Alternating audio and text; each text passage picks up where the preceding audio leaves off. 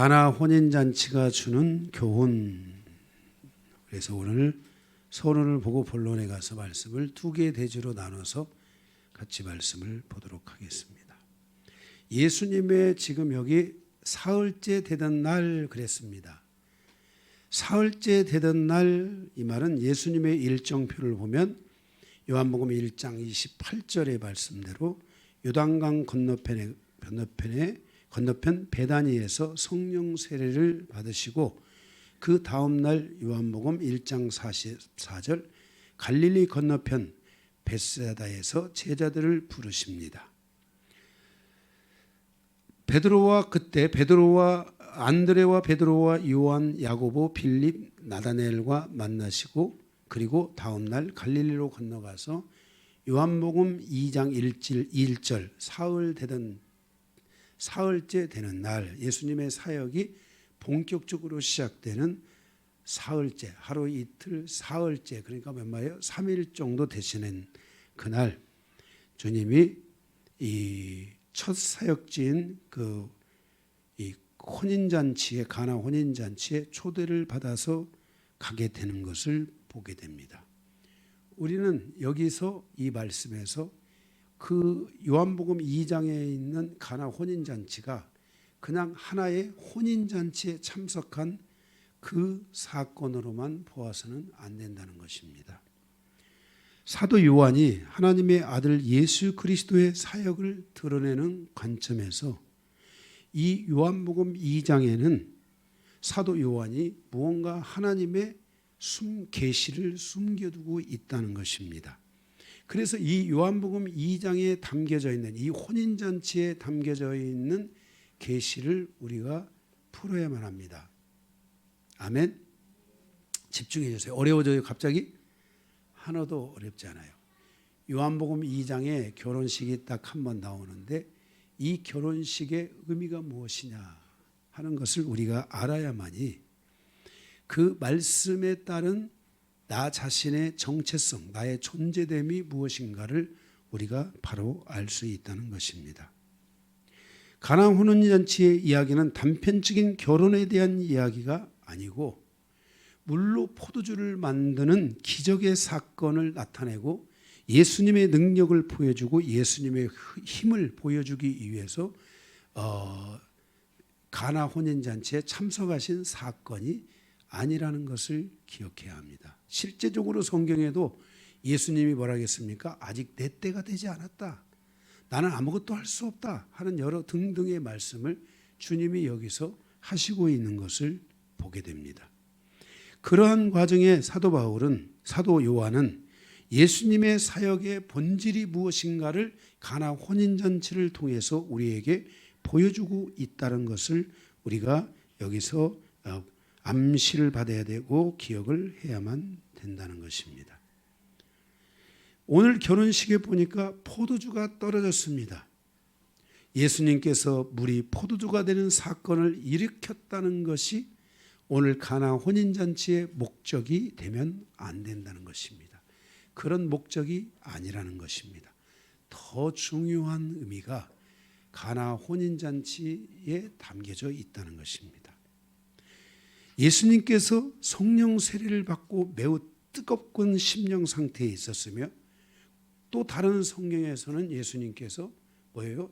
사단에게, 마귀에게 시험을 받으러 가는 장면들도 볼 수 있게 됩니다. 예수님께서 성령 세례를 받게 되므로 예수님의 정체성이 분명하게 드러나기 시작하는데 요한복음은 처음부터 그 예수의 정체성을 드러내고 있다는 것입니다. 그것은 바로 예수 그리스도께서 하나님의 아들이시며 만왕의 왕이시라는 것을 본인이 드러내고 있다는 것입니다. 모든 그 마태, 마가, 누가복음의 말씀의 성격은 예수님이 왕이라는 것을 드러내지 않습니다. 예수님이 하나님의 아들이라는 것을 드러내지 않습니다. 예수님의 최종 목적지는 십자가이기 때문에 그렇습니다. 그러나 요한복음의 사역의 목적지는 예수님께서 십자가를 치는데 목적을 두게 있는 것이 아니라 예수 그리스도께서 하나님의 아들이라는 것을 우리에게 분명하게 계시하고 있습니다. 그런데 그 계시가 드러나 있지 않고 숨겨져 있다는 것입니다. 그래서 우리는 사복음서를 보면서 우리가 찾아야 될 것이 뭐냐면 숨은 그림입니다. 이 사건에 있는 숨은 그림, 하나님의 말씀, 하나님의 계시, 하나님의 뜻이 무엇인가에 대한 것들을 우리는 복음서에서 찾지 못하면 복음서는 마치 뭐와 같냐면은 이 소설 기법과 같습니다. 그래서 소설 기법은 특징이 무엇입니까? 기승전결이라는 과정을 가는데 주인공의 자세를 숨깁니다. 주인공의 그 목적지를 숨깁니다. 주인공의 그 방향이 어디 있는지를 계속 숨기면서 여리 갔다 저리 갔다 막 복잡하게 얽히고 설키면서 마지막 기승전에 가면 이제 가서 자꾸 그 어떤 클라이막스를 향해서 탁 가면서 그 주인공의 모습을 마지막 드러낼 것처럼 하다가 안 드러내고 마지막 결론에 가서 허무하게 그 결론을 맺는 것이 드라마 아닙니까? 여러분들은 드라마를 안 보시니까 싹 닦으시고 가시는군요, 입을. 네. 그래서 이 복음서는 이와 같은 맥락의 흐름을 가지고 소설적 기법을 가지고 가는 예수님의 여정을 담고 있는 것이 복음서의 핵심이기 때문에 그 복음서에서 우리는 하나님의 숨은 그림, 그 과정의 숨은 그림이 뭐냐? 가나 혼인잔치에 숨겨져 있는 하나님의 숨은 그림, 하나님의 뜻이 무엇이냐, 계시가 무엇이냐 하는 것들을 우리가 분명하게 드러낼 수 있어야 되고 그것을 알아야만 된다는 것입니다. 예수님이 이렇게 당신의 정체를 분명하게 드러내시는데 그 중에 이사야 선지자가 이사야 62장 1절에서 5절에 예수 그리스도의 정체성을 드러나는데 그 내용을 보면 이스라엘과 예루살렘의 의가 세워지는 그때 구원이 이루어지며 이방 나라들이 주님의 공의와 통치와 영광을 보게 되고 그것들이 드러나게 될 것을 말씀하며 그 예수의 이름이 높아지게 될 것이라고 말씀을 하게 됩니다.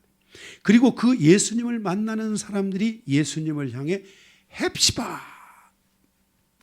이렇게 외치는데 이 말은 주님은 나의 기쁨, 주님은 나의 노래, 주님은 나의 찬양 이렇게 외치게 될 것이라는 것입니다. 또한 사람들이 뷰올라 뷰올라 하고 외치게 되는데 뷰올라 이 말은 나는 예수님과 결혼한 여자야. 나는 예수님과 결혼했어. 나는 주님과 결혼한 것처럼 생각하는 그와 같은 은혜들이 그 땅에 풀어지게 될 것이다.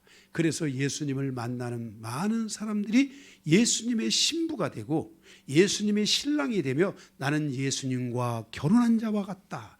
나는 예수님과 결혼한 자야 라고 자신의 모습을 보게 되는 시간들이 오게 될 것이라는 것입니다. 마치 청년이 처녀와 결혼함으로 신랑이 신부를 기뻐함과 같이 하나님 아버지께서 신랑 되신 주님을 기뻐하게 될 것이라는 그 이야기들이 바로 이사야 62장 1절에서 5절에 거기에 예언되어 있는 것을 보게 됩니다.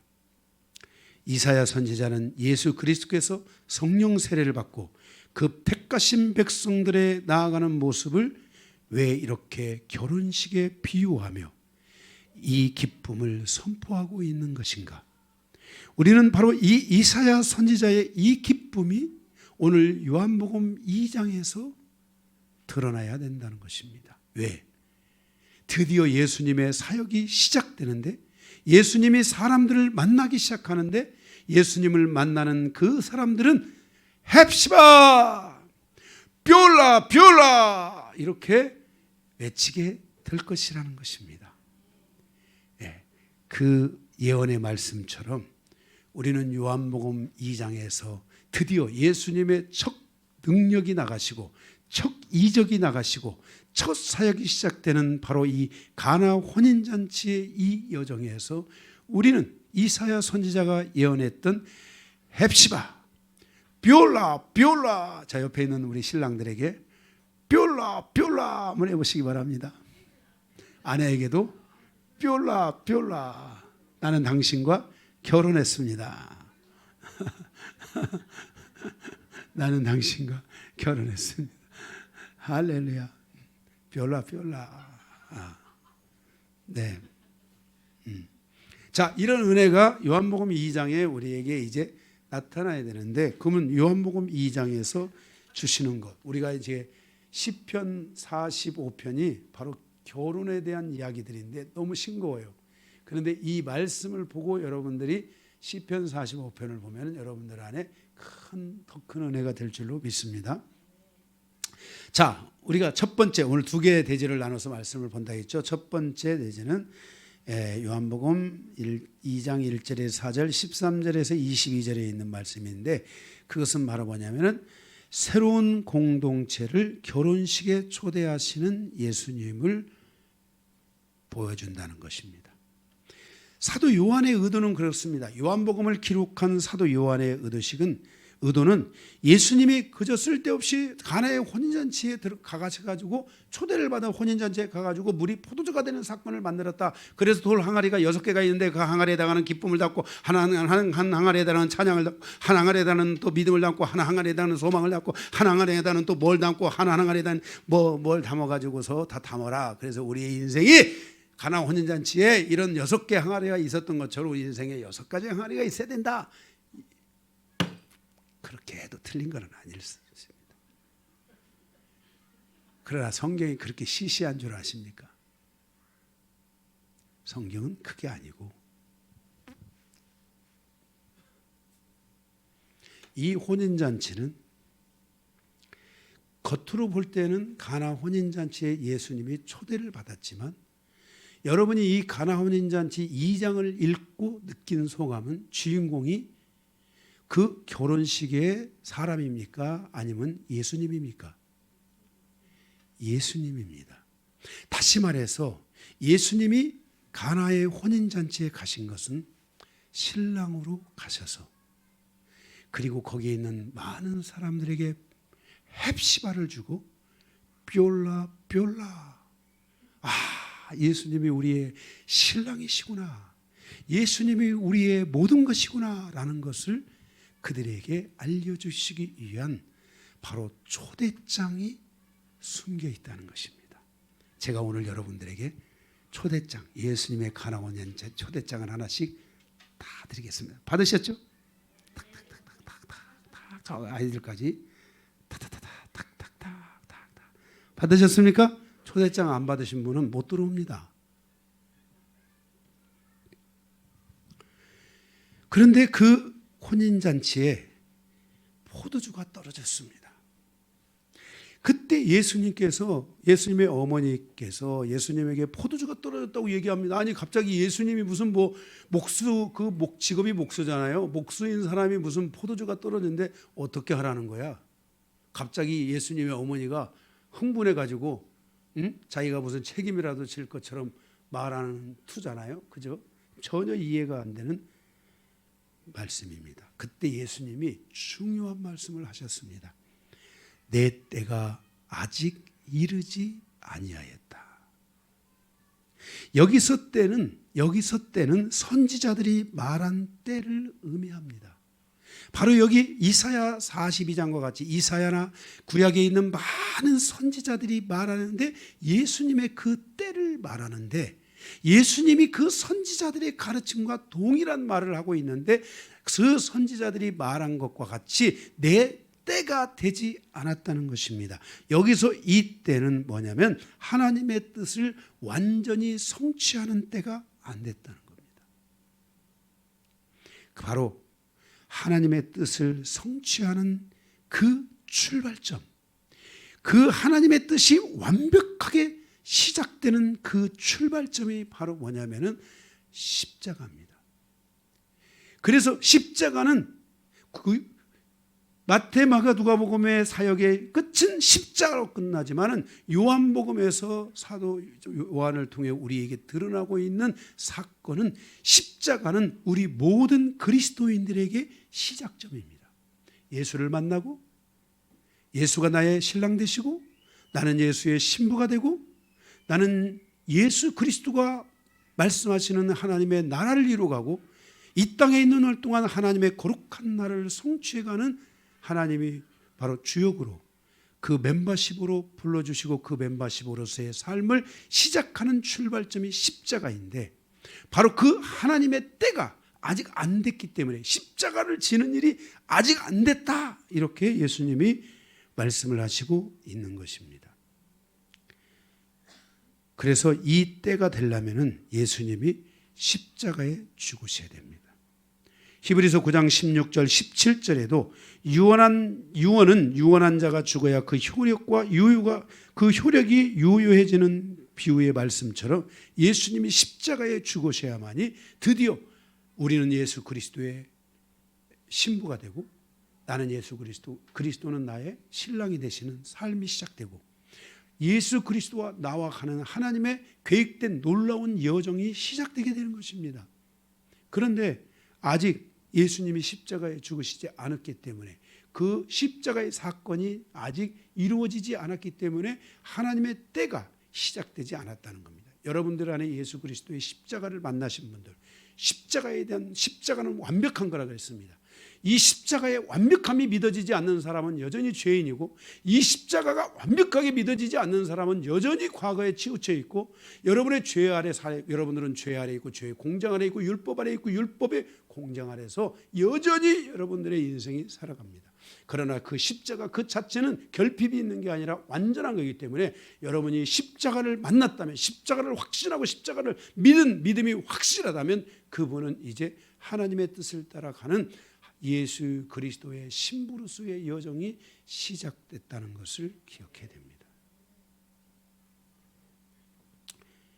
예수님이 때라고 말씀하신 것은 바로 이러한 것을 전제로 하여 말씀하고 있다는 것입니다. 그래서 예수님은 그 때가 되지 않았는데 그 때에 필요한 사역을 하십니다. 바로 그게 뭐냐면 물을 가지고 뭘 만드는 거예요? 포도주. 물이 포도주가 된다는 것은 성경적 의미에서는 이제 율법이 아니라 이따가 나오겠지만 율법이 아니라 물은 정결하게 되는 거예요. 물이 여기 지금 여기 물항아리에 물이 담겨져 있잖아요.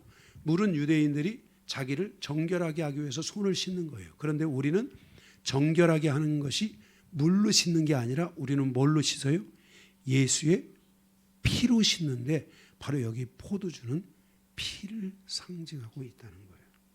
그래서 여기서 우리가 첫 번째 새로운 공동체 결혼식에 초대되는 예수님의 사건에서 첫 번째 여기서 예수님이 새로운 공동체를 시작하시고 있다는 것입니다. 새로운 공동체. 바로 성경이 뭐라고 말씀하냐면은 마가복음 3장 21절에 예수님 어머니가 예수님에게 와서 예수님이 미쳤다고 하고 막 이런 사건들이 있잖아요. 예수님을 막 불신하는 사건이 있잖아요. 그때 예수님께서 뭐라고 말씀하냐면 누구든지 하늘에 계신 내 아버지의 뜻대로 하는 자가 내 형제요 자매요 어머니라 그랬어요. 그러니까 예수님의 어머니라 할지라도 그 믿음 안에서 놓고 볼 때는 가족 그 하나님이 원하는 영적인 가족이 아니라는 것입니다. 예. 그러니까 이제 뭘 예수님이 말씀하시고 있냐면은 육신의 가족이 아니라 새로운 영적인 공동체, 예수 그리스도의 피로 하나된 공동체, 예수 그리스도의 말씀 안에서 하나된 공동체를 예수님이 세우시고 있는 것을 선포하여 주고 있다는 것입니다.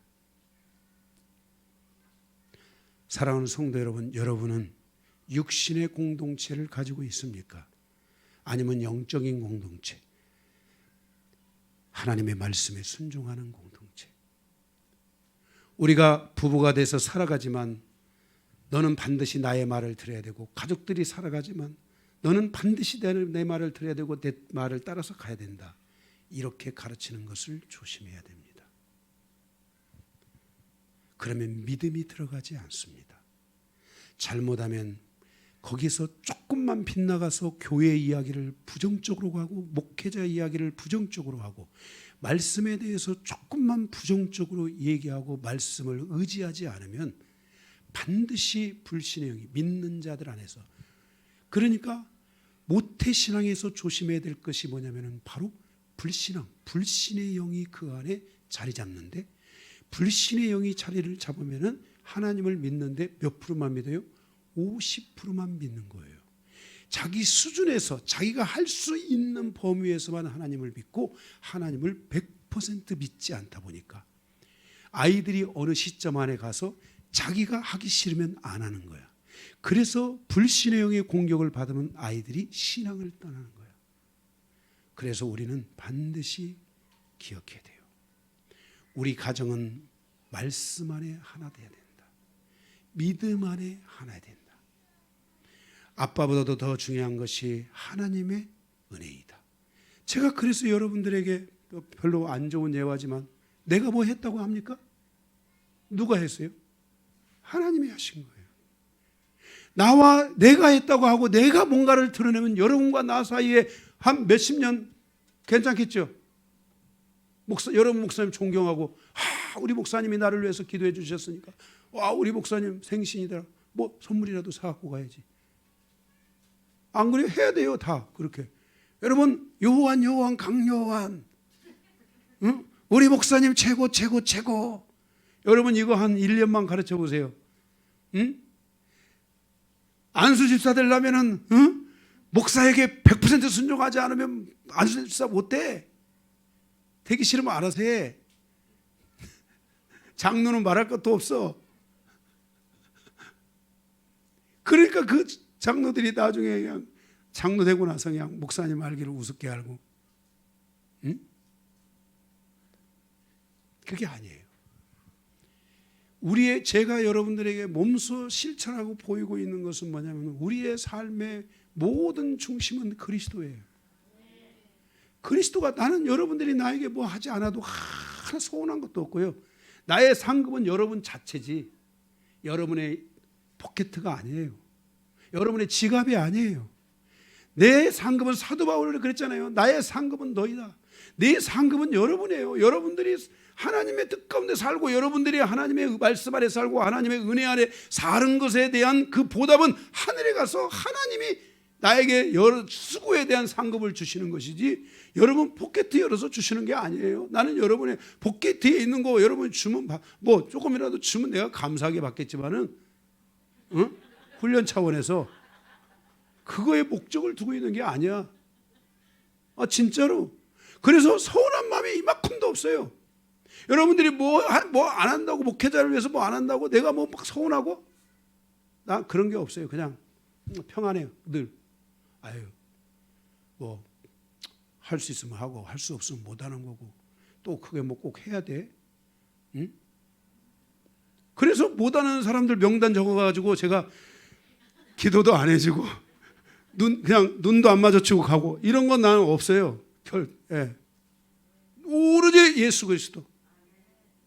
나는 실질적으로, 그리고 여러분들이 진짜 내가 겸손하려고 하는 얘기가 아니에요. 전 진짜 제가 하는 게 하나도 없어요. 응? 제가 하는 게 하나도 없어요. 그냥 숨어서 기도하는 거 말고는 다른 게 하나도 없어요. 그게 별로 뭐, 응? 실질적으로 그래요. 그러니까 뭐 저에 대해서 막 너무 막 우리 목사님 뭐 잘생겼네, 잘생긴 것도 없는데 구라 까지 마시고 그러니까 여러분들이 너무 그런 거에 대해서, 저는 뭐 그렇게 막 제가 그걸 해도 그냥 전 무덤덤해요. 여러분들이 막 말씀의 은혜를 엄청 받았습니다. 그럼 막 제가 서재 들어가서 막 울 것 같죠. 막 저분이 이렇게 말씀의 은혜를 받았구나, 막 얼마나 받았을까, 막 이렇게 할 것 같아도요. 전 무덤덤해. 그러신가. 은혜 받아줬구나. 하지 말라는 말 아니에요. 가서 여러분들이 은혜 받았으면 마음껏 표현하세요. 서로들 표현하고 주의 종에게도 표현하고 하나님께도 표현하고 다 하세요.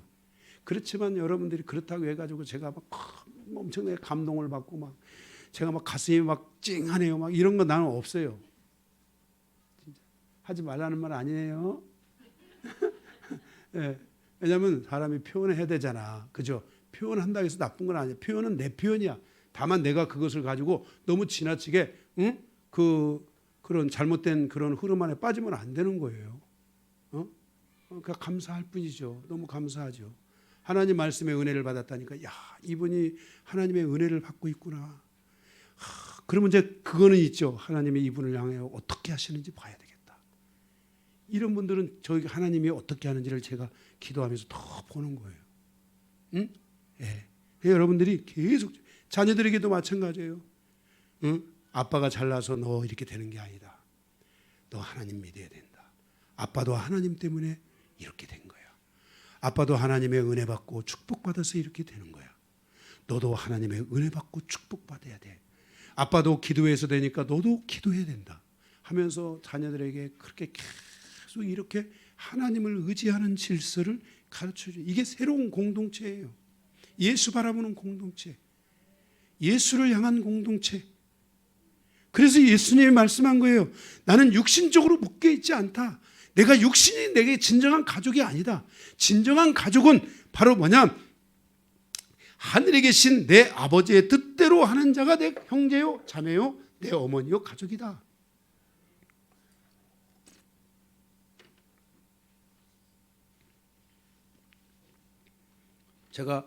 저도 솔직히 제 형제들이 있지만은 명절에 한두 번 만나지만 그냥 가족이니까. 그렇지만 여러분들이 저에게 더 소중해요. 여러분들이 무슨 일이 있으면 전 그냥 바로 긴장이 돼요. 더 기도하지 않을 수 없고. 여러분들이 나를 위해서 울고 내가 여러분을 위해서 울 수 있는 것이지 내 형제들 내가 무슨 일 있다고 울어주지 않더라고요.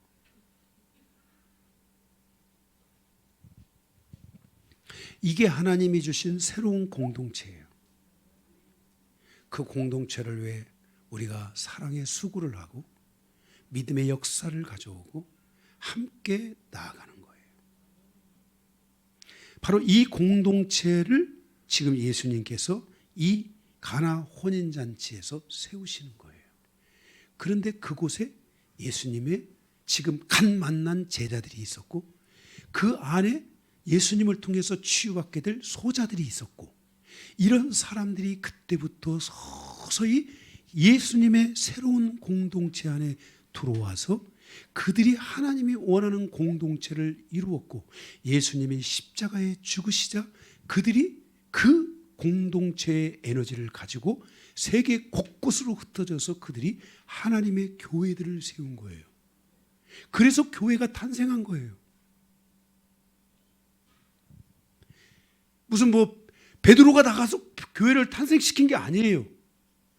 무슨 안드레가 가서 교회를 탄생시킨 게 아니에요. 세워진 교회에 의해 그 교회를 복되게 하고 더 아름답게 하고 성장시키고 하는 일을 위해 그들이 쓰임을 받았을 뿐이지 진정으로 하나님의 교회의 탄생은 바로 그러한 하나님의 공동체 은혜 안에 있었던 자들. 나는 예수 그리스도와 결혼한 자야. 비올라 했던 그들이 나아가서 자기 가정을 열고 자기 물질을 열고 자기 인생을 열어서 교회를 세워서 시작된 것이 하나님의 공동체의 모습이라는 것을 아셔야 돼요. 우리 교회도 그렇잖아요. 제가 처음에 여러분들을 모집했지만 그 모집의 모든 과정에서 현재 여기까지 오는 과정 속에서는 여러분들이 헌신하고 희생하고 함께하고 그래서 이 공동체가 탄생했고 앞으로 이 공동체가 세워져 가는 거 아니겠습니까? 응? 이것이 저의 직장이 아니에요. 제가 이것이 직장이었다면 난 이걸 선택하지 않았을 거예요. 제가 처음 주님을 선택할 그 나이에 저는 정말 제가 자신 있게는 하지 않더라도 이미 나름대로는 제가 새로운 성공을 향한 어떤 길과 저의 인생을 하나님이 저에게 그리스도 안에서 저에게 그것을 분명하게 보여주셨어요. 그것과 하나님이 원하는 뜻을 놓고 기도했던 거예요. 그래서 하나님이 저에게 이 목회의 길을 원해서 제가 갔던 모든 길들을 다 내려놓고 저희 어머니에게 장문의 편지를 썼어요. 어머니, 제가 저의 인생에서 어머니를 이렇게 행복하게 해드리려고 계획했는데 제가 이제는 그렇게 할 수가 없게 됐어요. 그 길을 가지 못하는 저 아들을 용서해달라고 하면서 제가 어머니한테 장문의 편지를 썼어요. 그래서 우리 어머니가 울었어요. 그 편지를 보고. 응? 그래서 제가 신학을 한다고 하니까 어머니가 반대를 하더라고요. 난 너를 보낼 수가 없다고. 그래서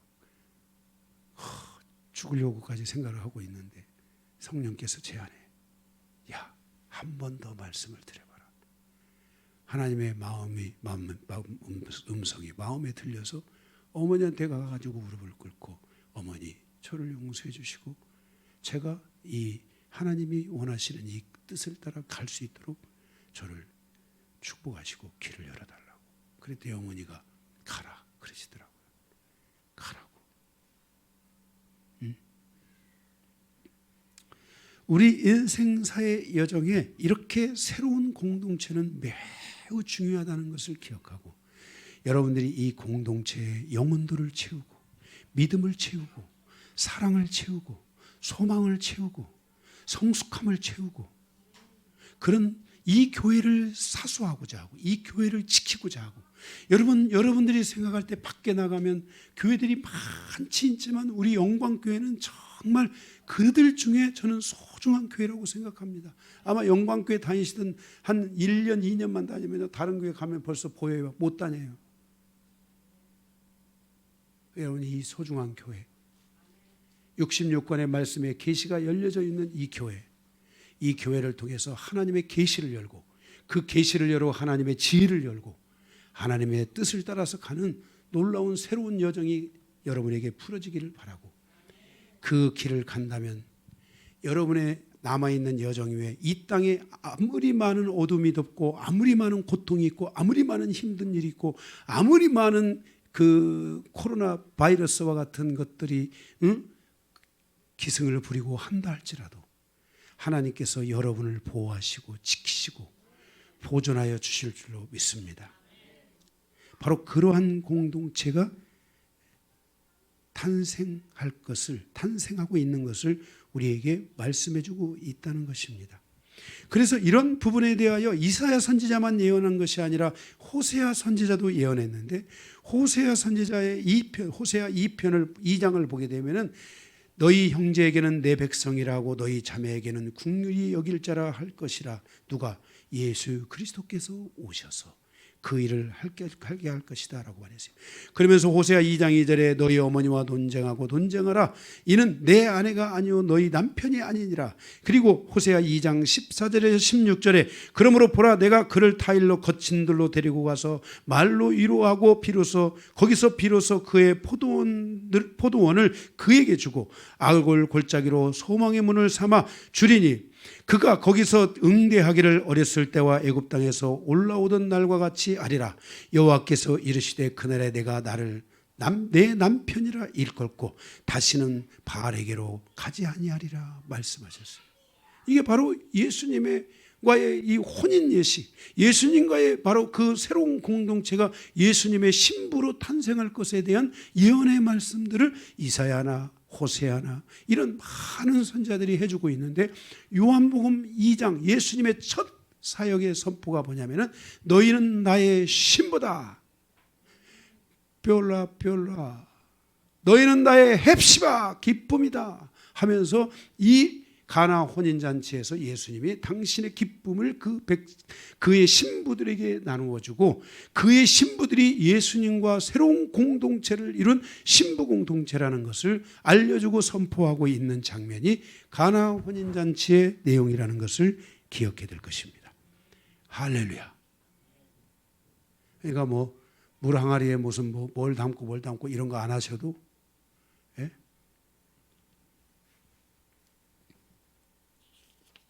그렇게 탄생한 공동체가 새 언약 공동체가 바로 예수님과 이스라엘, 예수님과 제자 공동체, 예수님과 소자 공동체, 예수님과 교회 공동체, 바로 그들이 혼인식을 올리는 바로 그 신부 공동체라는 것을 가나 혼인잔치에서 우리에게 보여주고 있는 것입니다.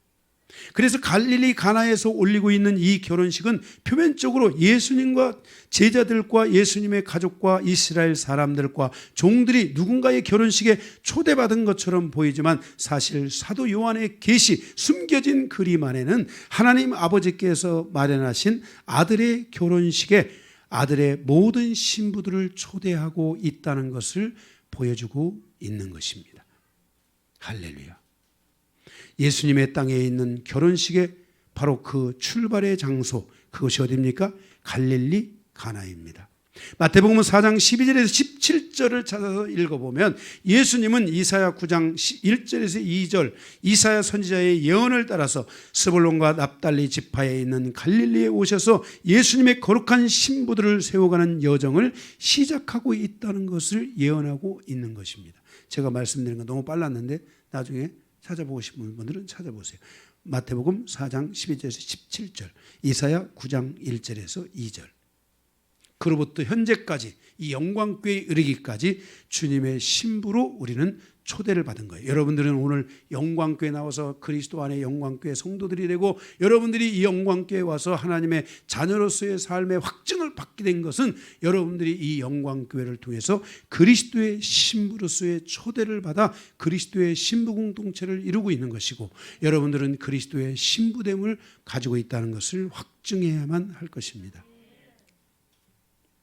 그래서 우리는 여기 첫 번째 새로운 공동체를 결혼식에 초대하시는 예수님에서 첫 번째 새로운 공동체의 시작을 선포하고 두 번째로는 요한복음 2장 13절에서 22절째로 예수님께서 당신의 신부를 향하여 선포하고 있는 것이 뭐냐면은 가나 혼인잔치의 결혼식에 그 뒤에 뭘 하냐면은 성전 정화를 말씀하고 있는데 이 성전 정화의 핵심은 뭐냐면 예수님이 십자가에서 죽으실 것을 말씀하고 있고 예수님의 십자가의 죽으심의 사건을 통해서 우리에게 이제는 우리가 우리가 육신의 몸을 입고 음행에 더럽혀진 것들로부터 정결함을 얻고 바알과 우상 숭배로 삼아서 걷던 것들로부터 돌아서서 이제는 우리가 정결함을 얻어서 우리가 그리스도 예수 안에서 정결한 신부로 살아야 된다.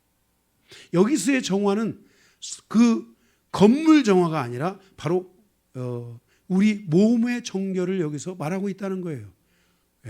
그래서 우리의 몸은 뭐예요?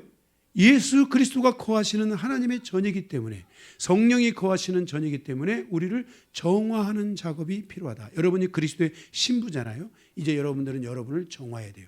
여러분의 내면에 숨어있는 죄들을 회개하고 버리고 그리고 여러분들이 죄를 짓되 예수발을 내밀고 싸워서 이기면서 궁극적으로는 여러분들이 어느 시점인지 모르지만 여러분들이 죄와 싸워서 이길 수 있어야 되고 죄로부터 멀어질 수 있어야 되고 아멘. 그렇다 할지라도 내가 오늘 죄에 넘어졌다 할지라도 여러분들은 반드시 매일매일 그것을 어떻게 안 되겠어요? 청소하고 회개하고 버리고 청소하고 버리고 계속해서 여러분들의 삶이 예수의 피를 가지고 사는 삶이 돼야 되지 여러분이 가지고 있던 오염된 죄에 대한 성향들 성격들을 계속 쌓아두고 있으면 돼야 안 돼요. 여러분 먼지도 불면 없어지죠. 그런데 그 먼지를 계속 쌓아두면 불면 없어져요? 안 없어져요. 여러분들의 삶이 그래야 돼요. 먼지도 쌓아두면 먼지가 불어서 안 돼요. 그러니까 두둑이면 이미 여기가 막 이게 뭐가 탁 붙어가지고 뭐 막 약품이나 물 막 수세미 갖다 분질러야지 이게 때가 벗겨져요. 이게 오랫동안 놔두면요. 그런데 먼지는 어떻게 하면 돼요? 풀면 돼요. 내일 또 모레도 계속 자기를 청소하고 자기를 정화하고 예수의 피로 구약에는 날마다 짐승을 가지고 가서 정화를 시켰지만 짐승이나 새나 밀가루를 가지고 와서 정화를 시켰지만 우리는 이제 예수의 피로 정화하면 돼요. 그래서 여러분들이 날마다 회개하고 날마다 자기 죄를 정화하고 풀어내시기를 바랍니다. 미련한 사람들은 그 죄를 그냥 그걸 일주일에 한 번씩 몰아서 자. 그러다 잊어버려. 1년이 돼. 사라져. 기억에서 사라져. 여러분들의 인생에 있어서 죄는 기억에서 사라지는 게 아니라 말소를 시켜버려야 돼요. 그래서 매일매일 풀어버려요. 주님, 예수의 피로 여러분의 가슴에 대고 한번 불어보세요.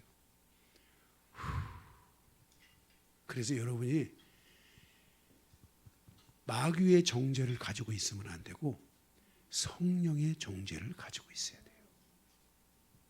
성령의 정죄는 좋은 거야. 성령의 정죄가 오면 계속 청소하고 또 청소하고 주님을 바라볼 수 있잖아. 성령님을 바라볼 수 있잖아. 아멘. 말씀에 찔리잖아. 그런데 여러분들이 마귀의 정죄를 가지고 있으면 말씀이 와도 찔리지가 않아. 말씀이 와도 안 찔리는 사람들은 지금 마귀의 정죄를 갖고 있는 거야. 마귀는 정죄를 하는 거야. 야, 꼭꼭 숨겨라. 머리카락도 보이지 마라. 언젠가는 죽어라.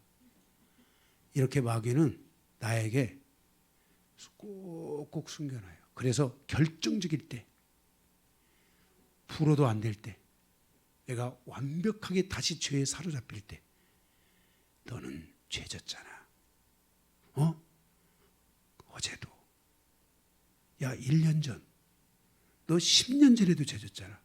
마귀는 이런 식으로 나를 강하게 푸시하는데 그때 회개하려면 회개가 잘 돼야 안 돼요. 회개가 얼마나 어려운 줄 알아야 돼. 옆에 얘기합시다. 회개는 어마어마하게 어렵다.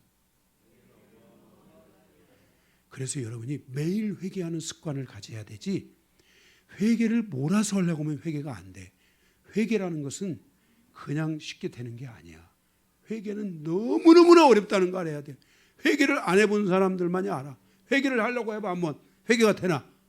난 회개를 잘 안 하고 사는 사람들, 이런 분들은 가서 회개하려고 하면 내일 와서 기도할 때 내일은 쉬네. 월요일 날 교회 와가지고 회개 한번 해봐. 회개가 되나? 안 돼. 회개가. 회개라는 것은 굉장히 어려운 거야. 그래서 회개는 미뤄서 하려고 하면 안 되고, 미뤄서 하려면 안 돼. 그때 회개하지 않은 죄는 하나님 나라의 행위의 책에 기록돼 가지고, 그게 너 그때 그거 다 행위의 책에 기록돼 있어.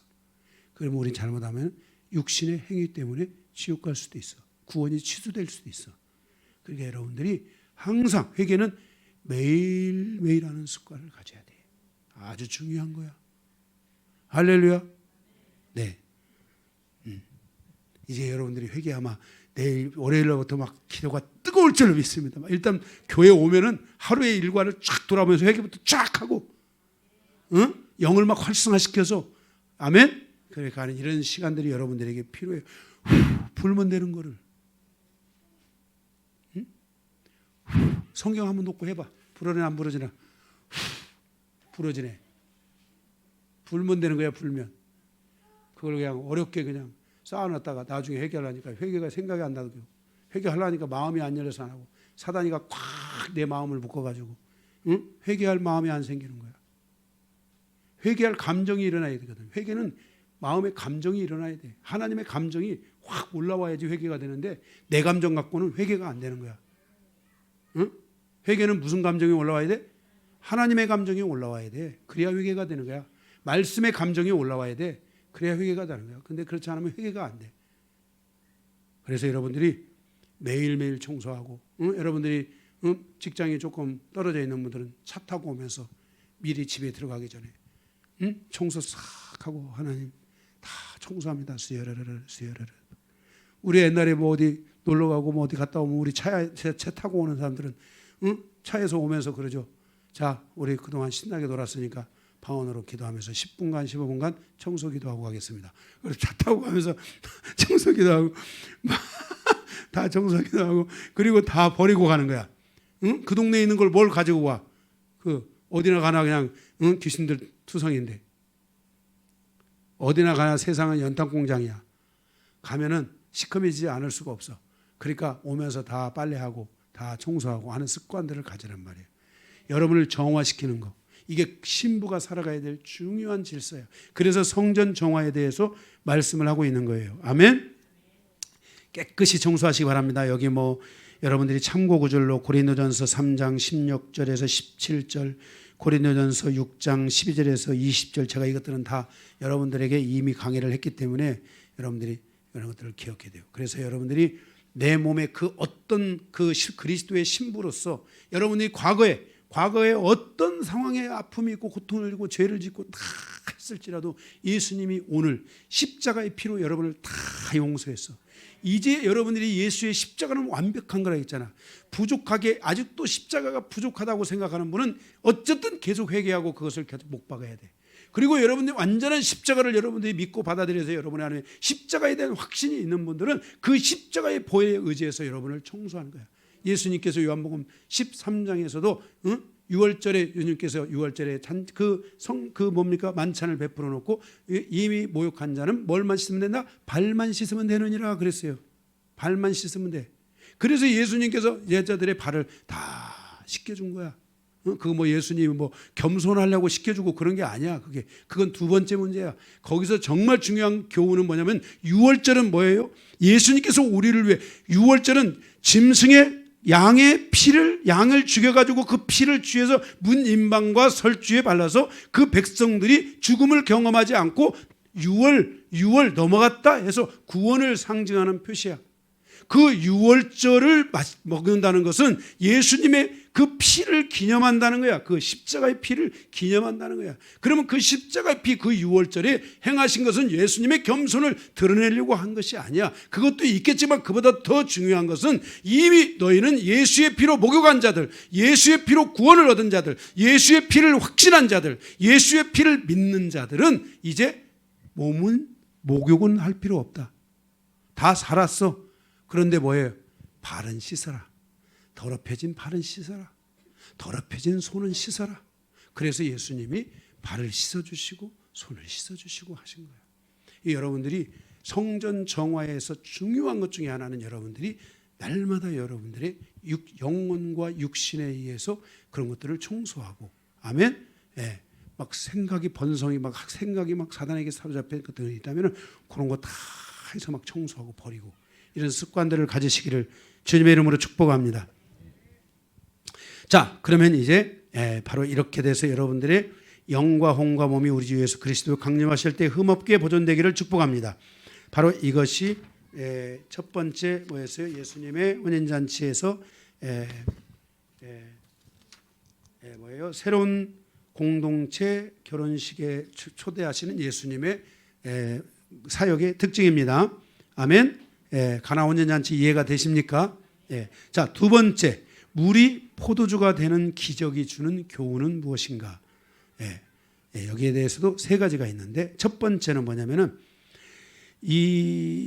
거기 요한복음 2장 6절에서 보면은 거기에 유대인의 정결예식을 따라 두세 통 드는 돌 항아리 6이 놓였느니라. 자, 그게 지금 손님들이 오면은 그 물통에서 물을 퍼가지고 손님들의 뭘 시키는 거예요?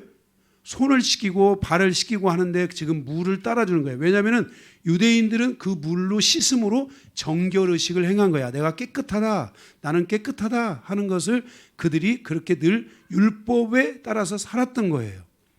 그런데 예수님이 그 물을 다 쏟아버리고 거기에다가 새 물을 채우시고, 그것을 다 쏟아버렸죠. 그리고 다시 물을 어떻게 했어요? 채우는데 어디까지 채우라? 아구까지 가득 채우라. 그래서 그것을 정결의식으로 쓰는 게 아니라 그 정결의식으로 썼던 그 불은 뭘 상징하냐면 율법을 상징하는 거예요. 지금도 유대인들은 그렇게 물로 가지고 손을 씻어서 정결의식을 행해요.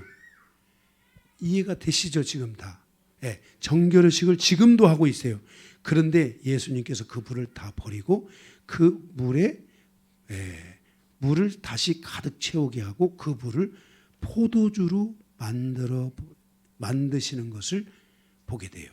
이것은 예수님께서 격식과 율법의 외형과 절개의 형식을 예수님께서 폐하시고 수십 년 동안, 수백 년 동안, 수천 년 동안 그 항아리는 더러운 손과 발을 씻는 물을 담는 항아리였습니다. 그런데 그 물을 갖다 버리고 하인들이 다시 그곳에 물을 가득 채우게 되는데 그 물이 주님이 그 물을 포도주로 만드시는 것을 보게 됩니다. 이것은 바로 예수께서 십자가에서 흘리실 피에 대한 예표인 것입니다. 우리가 성탄절에, 이번 성탄절 때 성찬식을 하려고 생각하고 있어요. 지금 이번 성탄절에 성찬식을, 그동안 우리가 성탄식을 못했잖아요. 그래서 성찬식을 하려고 하는데, 성찬식에 할 때 뭘로 하죠? 포도주로 하잖아요. 포도주로. 그죠? 포도주. 우리 지금 교회에 사택에 지금 한 10년 묵은 포도주가 있어요. 그래서 10년 묵은 포도주를 가지고 성찬식을 하려고 하는데, 이 성찬식을 하는데 예수님께서 그의 살과 피를 기념하여 포도주를 가지고 기념하라고 하셨잖아요. 이 포도주는 무엇을 상징하고 있냐면 예수님의 피. 그러니까 정결하는 예식은 이제는 물로 하지 말고 뭘로 하라는 거예요? 보혈로, 피로 하라는 거예요. 그래서 여러분들이 예수의 피가 여러분의 모든 죄들을 씻어낸다는 것을 믿어야 돼요. 그러니까 주님, 오늘도 내가 이렇게 죄를 짓고 이렇게 내가 연약하여 넘어졌지만 주님의 보혈이 나를 정결케 할 것으로 믿고 내가 지었던 오늘 하루의 일과의 연약함과 악함에 대한 것들을 회개합니다 하고 회개하면서 그걸 쭉 기도하고 그렇게 해서 방언으로 기도도 하고 이렇게 해서 하고, 그것이 뭐예요? 아까 불어버리라 했잖아요. 그날 회개하고 그날 먼지는 털어버리라. 할렐루야. 예, 바로 그래서 이 물이 포도주가 되는 기적은 바로 기쁨을 주는 기적이 아니에요. 이게 무슨 뭐 믿음을 주는 돌항아리에 뭐 믿음을 담고 하나 6개니까 믿음 담고 소망 담고 사랑 담고 몇 개 남았죠? 3개. 거기다가 또 뭘 담을까? 뭐 절제를 담고 자기 하고 싶은 거 하는 거야. 그래서 이렇게 해서 6개를 담았는데 여러분의 삶에 이 6개의 은혜가 있기를 바랍니다. 이 6개의 은혜 있으십시오. 그러나 없어도 좋으니까 예수의 피는 있으시기 바랍니다. 예수 피가 여러분을 정결케 하심을 믿으시기 바랍니다. 아멘. 네. 목사님 왜 6개입니까? 나도 몰라요. 거기에 항아리가 6개가 있었던 거야. 그냥 6개가 있었어. 그 성지순례 가보니까 항아리가 6개 있더라고. 지금도. 지금 왜 6개가 있습니까? 그냥 6개가 있어. 그거 가지고 6개를 또 특별하게 뭐 할 필요가 없어요. 6개 있는 거예요. 할렐루야. 그래서 물이 포도주가 되는 기적을 통한 교훈, 첫 번째는 율법을 폐하시고 새로운 언약, 예수의 피로 언약을 세우셨다. 아멘. 그래서 여러분들은 여러분을 정결케 하는 것이 물이 아니라 이제는 뭐다? 예수의 피다. 두 번째로는 포도주를 통해 예수님의 새로운 초대인데, 초대를 허락하셨는데 그것은 뭐냐면은 새 포도주 안으로 우리를 초대했다는 거예요. 여러분은 새 포도주예요. 성경에 뭐라고 했냐면은 새 술은 새 부대에, 새 술은 새 부대에 담으라 그랬어요. 여기 이게 이제 굉장히 중요한 계시가 있는데요. 구약에서부터 이거를 가지고 하나님께서 저에게 주셨던 말씀 두 번째 가운데 하나가 바로 이런 것과 관련된 말씀인데, 그게 뭐냐면 새 술은 새 부대에 담아야 되는데 그 새 부대와 새 술은 무엇을 의미하냐면은 강력한 그리스도의 마지막 세대의 군대를 의미해요. 영적인 싸움을 말해요. 무슨 말인지 알겠어요? 그런데 이 영적인 예수의 피는 우리에게 구원을 주지만 이 예수의 피를 믿지 않는 자들에게 예수의 피는 심판의 피예요. 그래서 구약에 보면은 포도주 틀을 갖다 놓고 거기에서 포도 그 알맹이를 갖다 놓고 발로 팍 그리스도의 신부들이 발로 밟아요. 그 포도를 밟아요. 그런데 그 포도를 밟을 때 그 포도의 그 안에 있는 원액들이 튀어서 누군가에게 묻는 거야. 바로 그 묻는 자들은 심판을 받는 거야. 그러니까 예수의 피를 믿는 자에게 예수의 피는 구속을 의미하지만 예수의 피를 믿지 않는 자에게 예수의 피는 심판을 가져오는 바로 표가 된다는 것을 기억해야 돼요. 그래서 여러분들은 세수를 새 부대에 담으라는 것은 여러분들은 그리스도의 신부로서 예수 그리스도의 피를 통해서 그 피의 완성을 이룬 여러분들이기 때문에 여러분들이 예수의 피를 가지고 가서 그 피를 전할 때 그 피를 믿지 않는 자들에게는 바로 심판이 있고 저주가 있다는 것을 우리에게 말씀해 주고 있는 거예요. 그래서 여러분들은 새술, 새로운 하나님의 언약에 바로 새 술들인 거예요. 새 부대에 담겨진 거예요. 그래서 여러분들은 그리스도의 군대요, 막강한 사람들이고, 여러분들은 정말 그 하나님의 이 입술에서 나가는 여러분의 이 예수의 십자가의 피와 예수의 십자가의 은혜를 확증한 사람들의 입에서 나가는 그 한마디의 말은 무서운 거예요. 무서운 말이에요. 무서운 말. 할렐루야. 이런 하나님의 은혜가 여러분들에게 임하여 있다는 것을 기억해야 돼요. 그래서 여러분들은 이런 권세를 가져야 돼요. 예수 권세, 예수 이름의 권세, 예수 피의 권세. 그래서 여러분들이 예수의 피로 보호를 하고, 여러분들은 나가서 예수의 피를 가지고 저주하면 안 돼요. 여러분들이 인생에서 영적 전쟁을 하고 갈 때 내 앞에 상처가 되고 나를 향하여 고통을 주는 자들이 있다면 그들에게 이 예수의 피를 입히세요. 계속 입히세요. 만약에 그들이 그 예수의 피 안에서 잠잠해지면 예수의 국률이 있지만, 예수의 그 피를 입히는데도 예수의 피를 향하여 대적한다면 그들에 대한 심판을 하나님이 하신다는 걸 알아야 돼요. 내가 싸우려고 하면 안 돼. 내가 나와 이 사람과 사이에, 내가 이 사람과 사이에 원수를 맺으면 안 돼. 성경은 우리에게 뭐라 했어요? 원수를 사랑하라 그랬어요. 우리는 사람과 사이에 원수를 맺는 게 아니라 사람과 사이에 원수를 사랑하는 마음을 가지고 그 영혼을 주의 보혈로 덮어야 돼. 그가 그것을 받아들이면 그에게 국률이 있지만, 그것을 받아들이지 않으면 그 보혈을 받아들이지 않은 것에 대한 심판은 내가 심판하는 권세가 있는 게 아니라 심판의 권세는 예수에게 있는 거야. 그래서 심판의 모든 권세가 예수에게 있다고 요한복음 5장인가 말씀하고 있어. 그래서 여러분들이 기억해야 돼. 여러분들이 할 일은 원수를 사랑한다는 마음을 가지고, 이게 율법의 완성이니까, 이게 예수의 강령이니까, 이게 예수의 말씀이니까, 내가 하나님을 사랑하고 내 이웃을 내 몸같이, 네 몸같이 사랑하라는 예수의 강령이니까 우리는 이 강령을 따라서 그 영혼을 향하여 예수의 피로 덮어주는 삶을 사는데, 이 피가 누군가에게 터쳐질 때 계속 나를 향하여 대적해 오면은 예수의 피로 계속 하세요. 저도 그렇게 살아요. 누가 막 어떤 분들이 목사님들도 막 상처가 많은 분들은 막 상처를 쏟아내요. 그러면은 이게 벌써 우리 같은 경우는 이게 못 모르는 사람들은 상처와 상처끼리 만나면 교제가 돼요. 근데 우리는 교제가 되는 게 아니라 벌써 그 사람이 말을 하면 이 사람이 얼마나 상처가 큰지가 내게 딱 오니까 막 답답할 거 아니에요. 그죠? 그럴 때 저는 계속 그런 거예요. 주님이 보혈로 덮어주시고 긍휼히 여겨주시고 치유해 주시고 은혜 베풀어 주시고, 언젠가 그가 그 은혜를 받아들이면 구원이 있지만, 그가 언젠가 그 구원을 받아들이지 않으면 그가 뱉은 그 상처의 말들이 주님의 심판으로 다가갈 수 있다는 것을 알아야 돼요. 그래서 우리는 영적 전쟁을 하고 우리가 어떤 것을 할 때 여러분들의 삶에 있어서, 일터에서, 삶의 모든 현장에서 계속 주님의 보혈로 덮어주는 그런 사역을 할 필요가 있어요.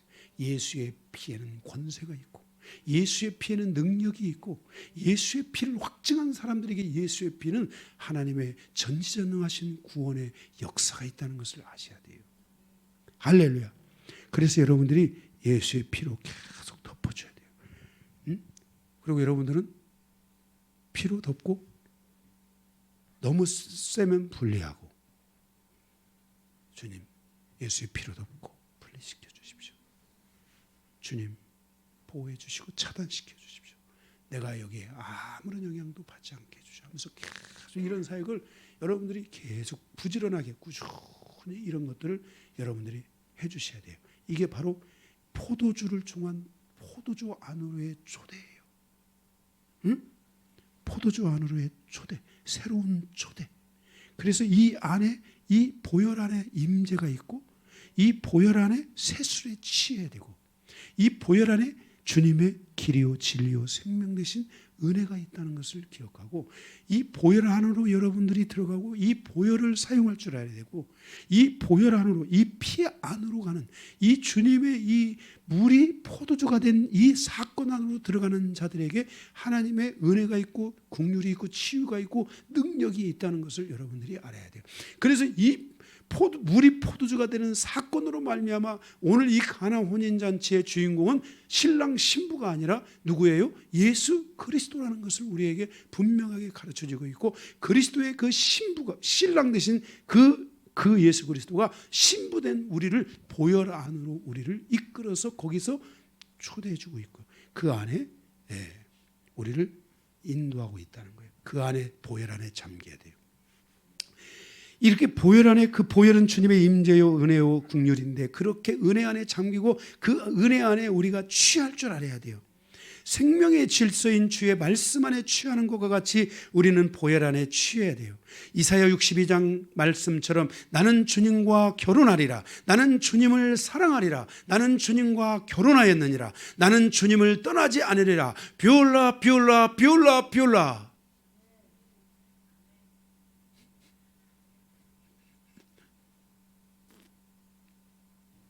비올라. 이 은총이, 이 사랑의 은총이 예수께서 그 물이 포도주가 된 그 포도주 안으로의 초대를 통해서 이루어진 거예요. 비올라, 비올라, 비올라. 아직 이사야서 강의를 안 했기 때문에 잘 모르시겠지만 찾아보세요. 있나 없나. 비올라라는 말이 무슨 말이라고? 에? 나는 당신과 결혼했습니다. 나는 당신과 결혼하겠습니다. 예수의 보혈이 우리를 그리스도가 나의 신랑 되게 하고 나를 그리스도의 신부가 되게 했다는 것을 알아야 돼요. 그래서 제가 주님의 음성을 강하게 듣는데 신부의 군화 소리가 있어요. 신부가 예수의 군대가 오는 쿵 쿵 쿵 쿵 쿵 쿵 쿵 쿵 하는 이 소리를 저는 주님의 음성으로 그 발자국의 소리를 들었어요. 그게 그리스도의 신부예요. 바로 그 신부의 발자국에는 바로, 그래서 여러분들이 전신갑주에 보면은 복음에 예비한 신을 신는데 복음의 신을 신는 거예요. 복음의 핵심이 뭐예요? 예수의 피. 바로 그 핵심의 신을. 그래서 여러분들이 복음의 평안에 예비한 신을 신는다고 할 때 복음의 신을 딱 신었다는 것은 여러분들이 벌써 예수의 피의 신을 딱 신고 이제는 전진할 수 있는 준비가 돼 있다는 거예요.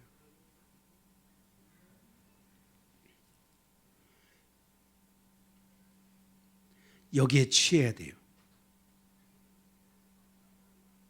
그래서 우리 교회 밴드의 닉네임이 뭐예요? 신부공동체.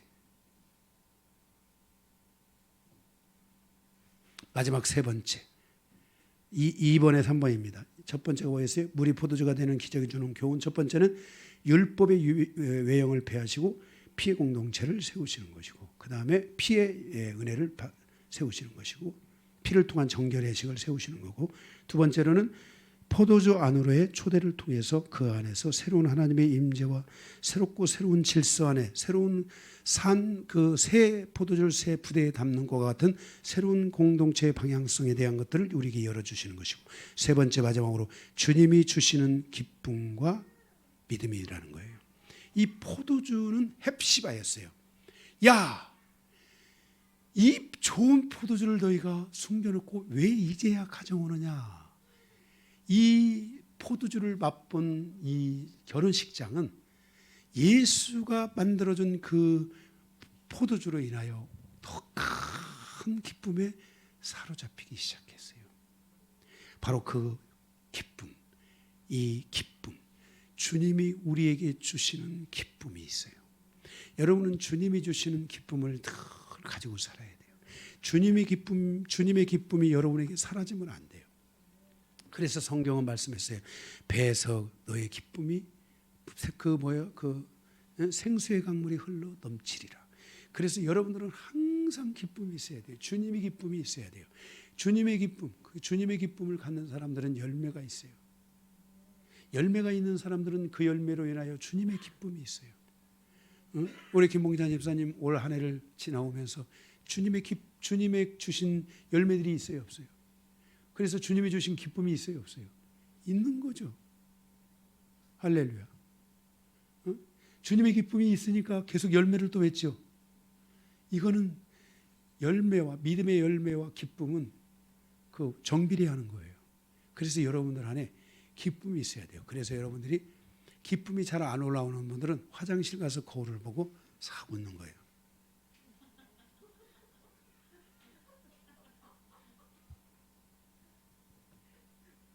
말씀을 마치겠어요.